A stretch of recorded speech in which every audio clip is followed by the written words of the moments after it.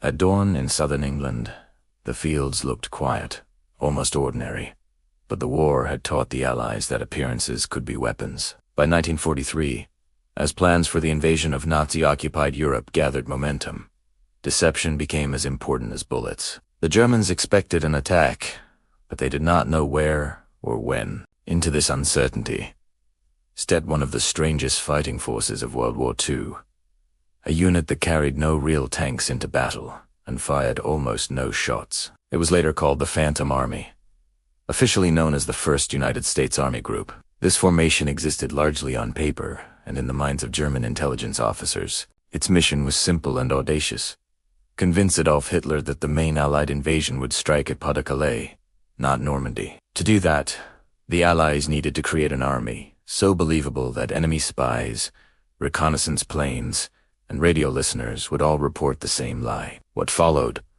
was a masterclass in illusion. Across the English countryside, inflatable tanks were unpacked and assembled like enormous toys. Made of rubberized canvas, they could be carried by a handful of men. Yet from the air they cast shadows that looked convincingly armored. Fake landing craft were positioned along rivers and coastlines, their outlines carefully arranged to suggest preparation for a massive crossing of the English Channel. Wooden artillery pieces pointed toward France, their barrels angled just right to fool aerial photography.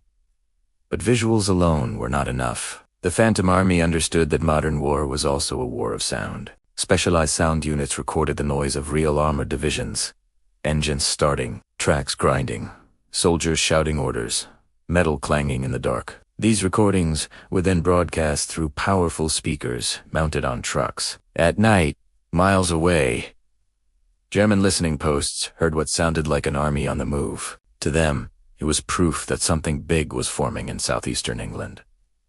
Radio traffic completed the illusion. Skilled signal operators flooded the airwaves with fake messages, mimicking the habits of genuine American units. They used authentic call signs, realistic schedules, and even deliberate mistakes, because real soldiers made mistakes. German code breakers, who believed they were intercepting vital intelligence, carefully logged these transmissions. Every report reinforced the same conclusion: a powerful force was gathering opposite Pas de Calais. To give the deception a human face, the Allies placed General George S. Patton at its head. Patton was aggressive, famous, and deeply respected by German commanders, who considered him the most dangerous Allied general. Whenever Patton appeared in public, visiting units or inspecting troops, spies noticed. Photographs were taken, rumors spread, and the idea took root that Patton would lead the invasion. The Phantom Army did not just look real. It had a star commander. Ordinary soldiers played their roles with creativity and discipline. They wore unit patches, painted convincing insignia on vehicles, and spoke casually in pubs about upcoming operations, knowing that German agents were listening. Some even drove inflatable tanks down roads during daylight, then carefully hid them at night, ensuring they were seen from above but never examined up close. Every small detail mattered. By early 1944, the illusion had grown so convincing that it shaped German strategy. Hitler and his generals believed that Normandy could only be a diversion. The real blow, they thought, would fall at Pas de Calais,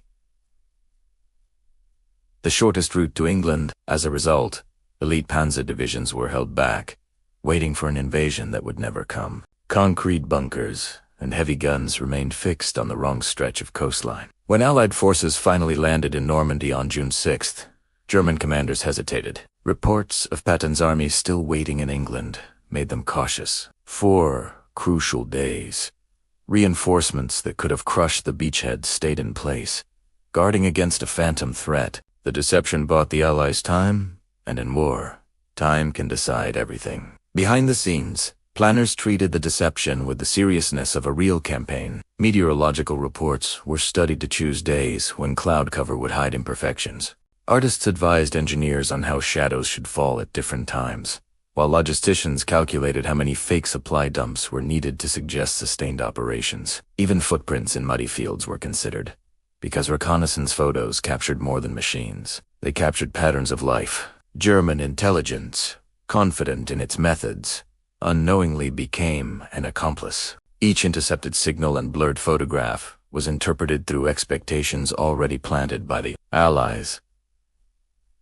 Confirmation bias did the rest. When evidence pointed toward Pas de Calais, analysts accepted it eagerly. When clues suggested Normandy, they were dismissed as feints. The Phantom Army succeeded not only by lying, but by telling the enemy what he already believed. For the soldiers involved, the work felt surreal. They knew friends were preparing for deadly landings, while they inflated tanks and rehearsed radio chatter. Some struggled with guilt, others with boredom, yet most understood the stakes. If their performance failed, thousands could die. That pressure forged a quiet pride in a job that would never earn medals or headlines.